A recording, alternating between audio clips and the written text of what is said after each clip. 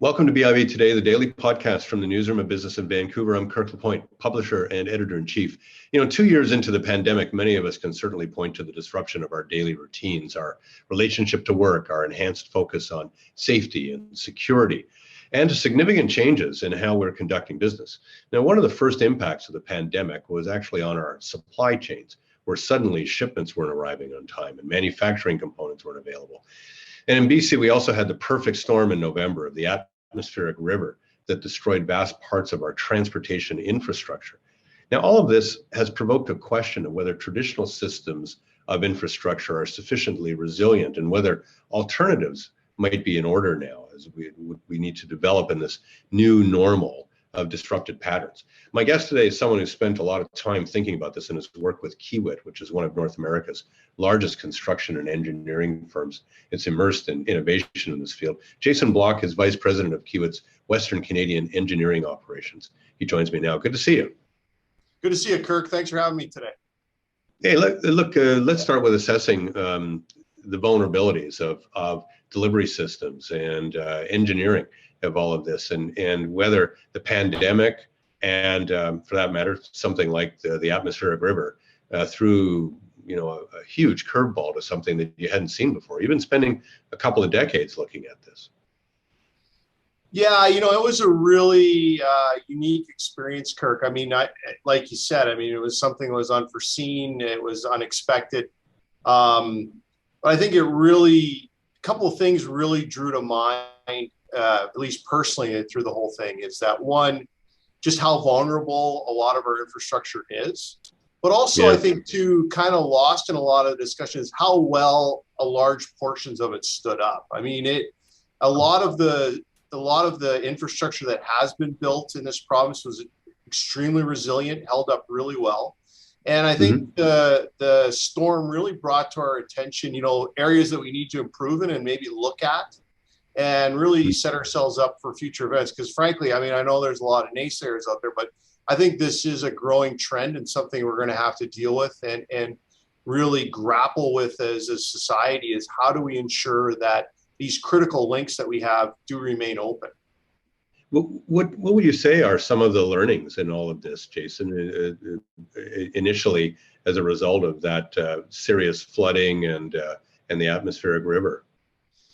The thing that I really took away, Kirk, is we have to be prepared. When these things occur, it's not like you have a 6-month rolling average where you can get everything in place and be ready. I think, we need to be ready to move quickly. I think the authorities need to know who they can rely on. And that's not to say some people can't be relied on. It's just different organizations have different strengths. I think we need a high level of collaboration amongst government officials, industry, a whole bunch of different groups. We need to be communicating. We need to understand each other. We need to be able to step in and support each other when these things arise. When that all took place in November, and obviously it went into December before we were really dealing in a very serious way with the repair and all of this, it reminded me a little bit of the way the pandemic has gone on, which is that most of society is basically saying, well, let's just get through this one. But I heard you say earlier that this is not a matter of getting through it. This is a matter of preparing for many more of these. Yeah, and I want to be very clear. I thought, and I think our industry as a whole would say too, that the Ministry of Transportation in this province did an outstanding job. The professionalism of the men and women who work for the ministry really shone through in this. And I think, their leadership was key and they really stepped it up. And as a taxpayer, I felt great. I really saw value for money in what they delivered. And I think that,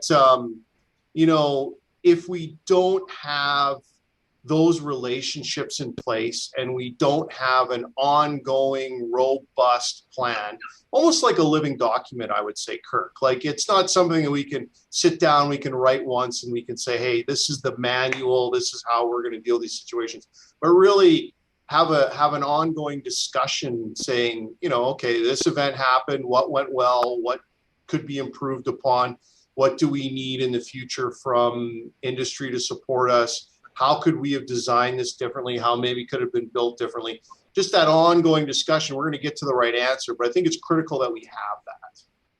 Do you sense that attitude is emerging, Jason? Because in a lot of cases, people are quite reluctant to change. They look at a once in a lifetime situation like that atmospheric river and go, well, we're not going to face that again. Thank goodness that's out of the way.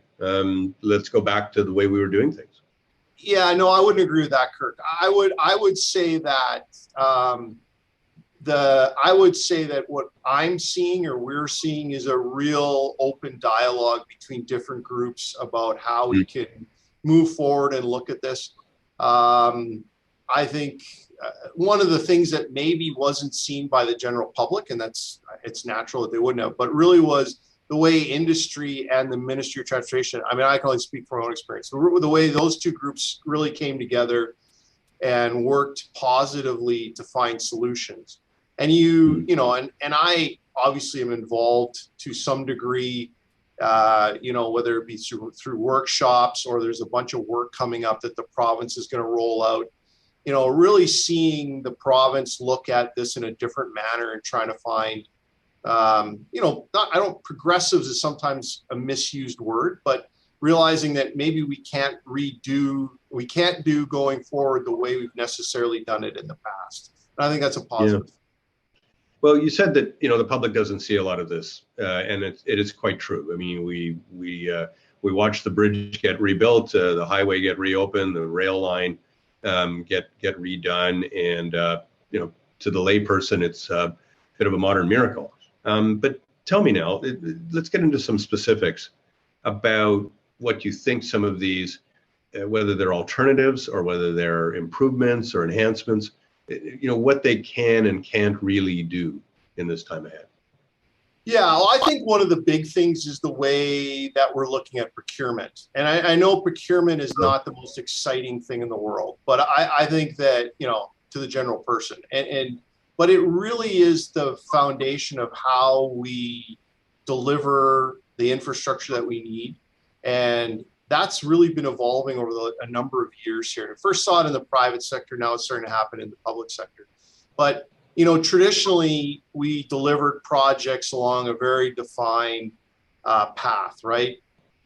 Mm-hmm. Government decided they wanted to build a new bridge. They got some consulting work done, and they would put it out to take design to a certain perspective all the way or part way. Then there'd be procurement for, a contractor to come and build it. And then we go back to handing it over to the ministry. Now that process works really well, had worked well, but it takes a long time. And projects have grown more complex. They've grown more challenging. And I think too, there's a realization that if you can bring designers and contractors together earlier in the process, you're going to find a way to build a project that may be more constructible, may be more suited. And frankly, when you got everybody sitting around the table working collaboratively, you can also react quicker to different ideas and adaptate that in. And I think that's a real positive. Yeah. You can see, though, right now that governments are right now spending quite a bit of money. And obviously we need that. We need it back into the system. We need support. But do you at all worry that then we're going to become so cost conscious that we're going to shortchange a lot of these changes that need to be done? Yeah, that's a good question, Kirk. And that's a good question. I think that we are spending money appropriately in the right areas. I think that, for our province, and I'm a British Columbian. I mean, as we, we're here in BC talking about this, I think we all understand the need for a very robust, well thought out, well designed, well built infrastructure program that works. And I'm not just talking highways and bridges, it's rail, it's our ports, it's how we get from A to B. And, spending money on that, and some will say I'm biased, but spending money on that is a really good investment for us as taxpayers and citizens. And also, I think we are doing the right thing, Kirk. Yeah. Okay. What I wonder about too, Jason, is, I mean, as a society, we have built in, I think, in the last 25 to 30 years, things like just-in-time delivery, Mhm. and we've depended on this infrastructure to be so meticulous, so brilliant that you're putting the manufacturing component in the factory, you know, 24 hours before it's needed as part of the manufacturing process. Those kinds of things. Is there also maybe going to emerge out of this the fact that maybe perhaps we have to re-examine something like that because our systems have that vulnerability and may not be able to sustain. Yeah, that's an argument, we hear increasingly. I think that's out there in the public space. I'd actually argue the opposite. I would say Yeah. that, the just-in-time delivery system that we have has brought a lot of benefits to us as a society. And Mm-hmm. all things being considered, I mean, we had a major storm that wiped out, as we all know, all the access in and out of Vancouver. Now, in 5 weeks, that was, for the most part, back up and running again. Now, that may seem like a long time, but really in the grand scope of time and space, that's not a long time at all. And, the fact is that a lot of the benefits that we have seen because of just in time will continue. And I guess what I'm really trying to say, Kirk, is I think the system we have is extremely resilient and well built. And I think that, we're not having to scrap and start from zero. Rather, it's a matter of saying, hey, here we are today. We're at this point. What do we need to do to take it to the next level? And I think that's really where we are. It's the system bent, it cracked, but it didn't break. I mean, things are up and running. People are getting their goods and services. It's moving. So I think we need to keep that in mind. Yeah, I think it is worth keeping in mind. When I saw those first pictures of highways being washed out, bridges being knocked down, all kinds of things, I thought, well, it'll be the summer. It'll be, we'll be without this for a year, and here we are, back pretty well business as usual. So okay, so I'll accept the argument here that there is a sufficient resilience in the system, and there's room for improvement. So let's talk about what you think ought to be the priorities for decision makers in both the public and the private sector. This high level approach that you think is necessary now. What would be some of the priorities, do you think? I think that one of the priorities, I think, is that we should move to, and I said it earlier, but I really believe strongly that a very progressive procurement policy. And progressive can mean a bunch of different things. Progressive design build. It can mean, CMGC. These are terms we use a lot in our industry. But it's really, how do you get projects out quicker?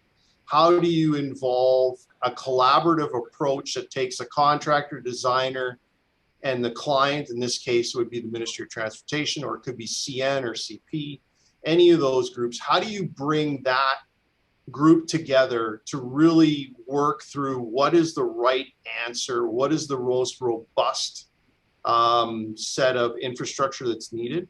And how do we really draw upon the different groups' strengths and understanding to make sure what we get is the best for project? And, in the case of Kiewit, and it's not just Kiewit, but I'm with Kiewit, obviously I can talk to Kiewit, but we can draw on experience from across North America, things that we're doing, be it in Texas or be it in Alaska or, something like that. We've got a great designer community in this province. It's truly outstanding. I don't think people realize how good our consulting engineering community in this province is. But behind them, oftentimes, is similar ties, not just in North America, but around the world.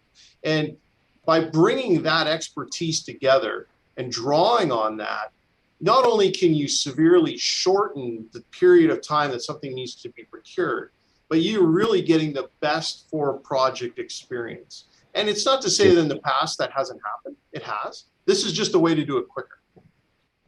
Well, I wonder whether one of the lessons for this is looking at how the scientific community pooled together and figured out how to get a vaccine in very short order for something like the coronavirus that we thought would take 2 or 3 years.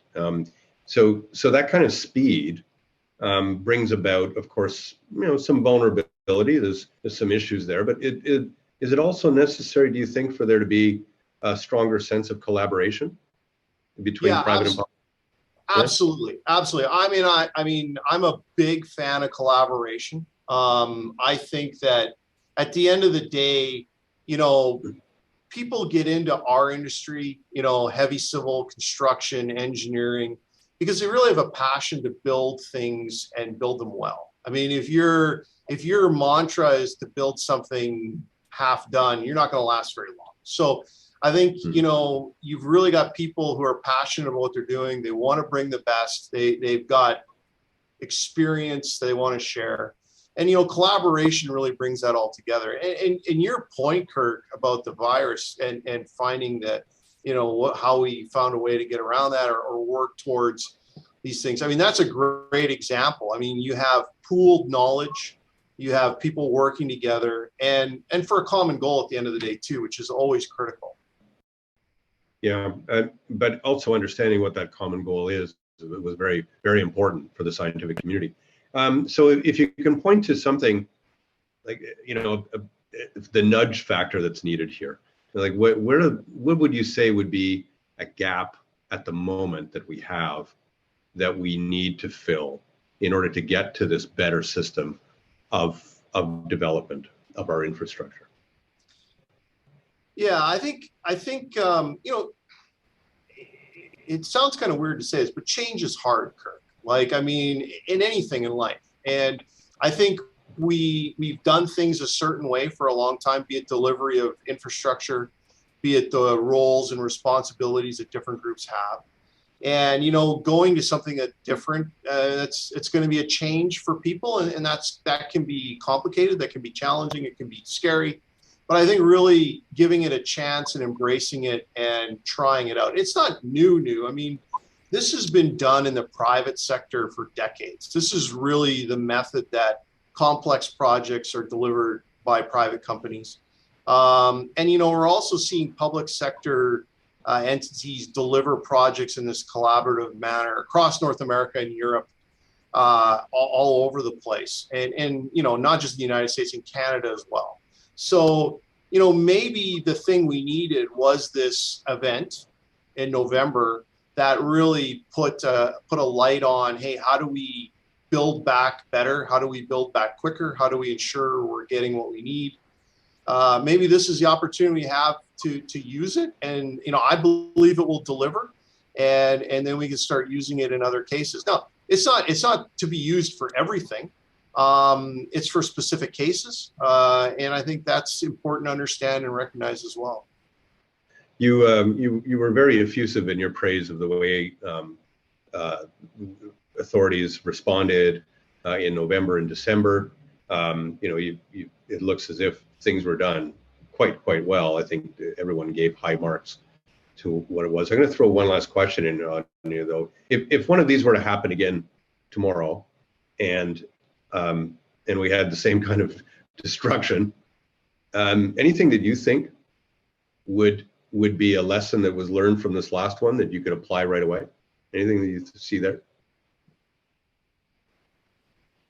Yeah, I mean, there's always lessons to be learned, Kirk. I mean, you learn more from when things go sideways than you do when things go well, right? So I think that as industry, we need to be even more prepared to step up to support the public agencies. I think that's a lesson I think I would take away.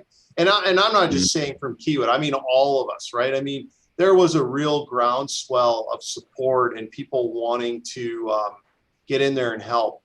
But, we also need to ensure that when we do those things that we're actually adding real value. And I think that, in the first couple of days, the ministry really stepped up. A lot of contractors stepped up.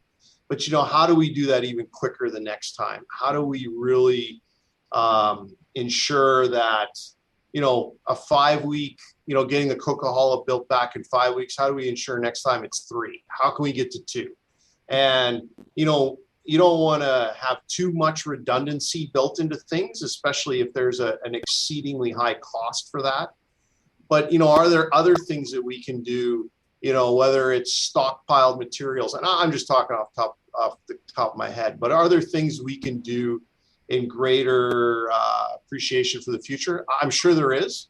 I bet you that'd be a great podcast for the future as well. But I think there's always room to grow, and I think we'll be better. We'll definitely be better off for the next one.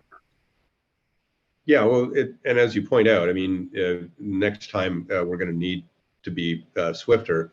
The one thing I do wonder about at times, and I think you would share this view too, which is we, as a society and as a general public, we don't think about our infrastructure until it breaks down, right? Yeah. And it's not a big vote getter for politicians. Occasionally a bridge is and all that, but largely speaking, a really good rail line is not a winner. So we're going to have to find a way to get our minds around that too, to have a greater appreciation of it. Yeah, I couldn't agree with you more. I mean, I think that, this was a unique situation in the sense it doesn't happen all the time. And, God forbid it continues to happen all the time. We don't want that. But I think a discussion in the public space about the priority of infrastructure and why it matters and how it can really make people, and not how it can, but also how it does make people's lives better is really needed. I'm obviously biased. I'm in the industry. I think what we do is critically important, but it's how it makes other things that are actually more critically important than what we do for society even better, right? Like my grandfather used to always say the most important job we have is the garbage collectors, because without them, it would be sheer chaos, right? And without great infrastructure, we can't help the garbage men and women get around and do their job that makes sure all of us are safer, right? Like from disease and whatnot. So I think an ongoing, robust discussion about infrastructure and why it's important, or, why we want to expand, SkyTrain, why we want to ensure that our ports are as efficient as possible and can get trains in and out in trucks with as minimal disruption, not only to them, but to the traveling public. At the end of the day, at Kiewit, we have a saying, the most important thing is that the stakeholders of the province can get home safely from wherever they're going to wherever they want to go to. And I think, that kind of mindset or understanding of it's the parents in the Volvo driving their kids to soccer practice. That's ultimately, we want to make sure that trip or trips of that nature are done without people thinking about them. We succeed. But if people aren't thinking about them, then they're also not thinking about how we got there or why we're doing it. So I'm rambling a bit, but I guess what I'm trying to say is I agree with you that an ongoing appreciation and discussion about why infrastructure is critical and how we make it as robust as possible is important. Yeah, don't get me wrong. I'm not advocating infrastructure appreciation holiday or anything like that. But I will say that we're okay if you want. Yeah, I'll tell my boss that. But I will say that I think in the same way that frontline workers and scientists are now newly appreciated. I think the people that rebuild some of the province's ruined infrastructure in a real hurry. There's a bit of a window there to get some kind of a new settling of appreciation in all of this. Anyway, Jason, it's been a great conversation. I really appreciate your time and your expertise, and you've shed a lot of light on where this is all going. And let's hope that, in fact, a lot of your ideas are going to be pursued in terms of having a stronger sense of collaboration and speed in all of this. Good to talk to you. Thanks, Kirk. Anytime. Have a great day and be safe. Jason Block is Kiewit's Director of Western Canadian Engineering Operations. I'm Kirk LaPointe, and actually he's Vice President of Kiewit's Western Canadian Engineering Operations. I never like shortchanging someone's title. I'm Kirk LaPointe, Publisher and Editor-in-Chief at Business in Vancouver. Thanks a lot for watching.